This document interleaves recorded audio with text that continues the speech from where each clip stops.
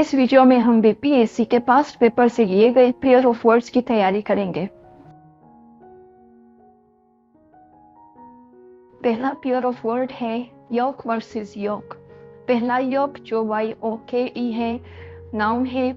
इसका मतलब है a wooden or metal frame used to join two animals together, especially for pulling a plow or cart. इसके लिए sentence है The farmer used a yoke to join the two oxen together. दूसरा योक YOLK है, वो भी noun है। इसका मतलब है the yellow part in the center of an egg.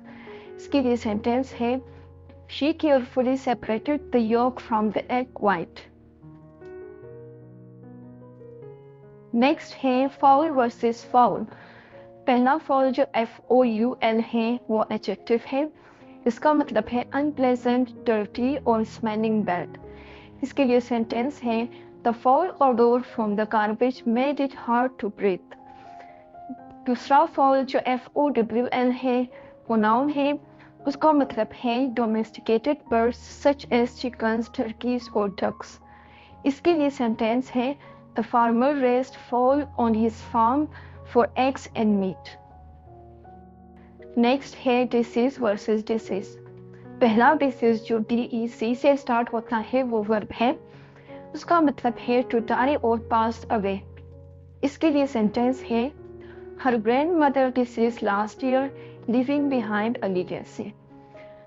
दूसरा डिसीज जो DIS से स्टार्ट होता है वो नाउन है। इसका मतलब है a condition that affects the body और माइंड, ऑफन कॉजिंग इलनेस और इंजरी। इसके लिए सेंटेंस है the doctor specialized in treating rare diseases. Next है काउंसिल वर्सेस काउंसिल। पहला काउंसिल जिसमें CIL होता है वो नाउन है। इसका मतलब है a group of people elected और अपॉइंटेड टू मेक डिसीजंस और गिव एडवाइस। इसके लिए सेंटेंस है the city council voted on the new development project. दूसरा काउंसिल जिसमें SE है वो भी नाउन है।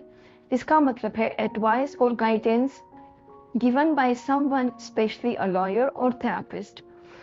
इसके लिए सेंटेंस है she sought counsel from her therapist to deal with her anxiety.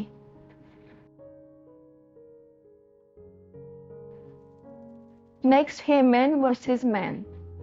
पहला मैन जो MAIN है वो एडजेक्टिव है। इसका मतलब है मोस्ट इम्पोर्टेंट और प्रिंसिपल। इसके लिए सेंटेंस है the main course of the meal was a delicious roast beef. दूसरा मैन जो MANE है वो नाउन है। इसका मतलब है the long hair around the neck and shoulders of a lion और अदर एनिमल। इसके लिए सेंटेंस है the lion's majestic mane rippled in the wind. Last one है हेल वर्सेस हेल। पहला हेल जो HAIN है वो वर्ब है। का मतलब है टू प्रेज और ग्रीट समवन enthusiastically। इसके लिए सेंटेंस है the crowd hailed the rock star as he took the stage.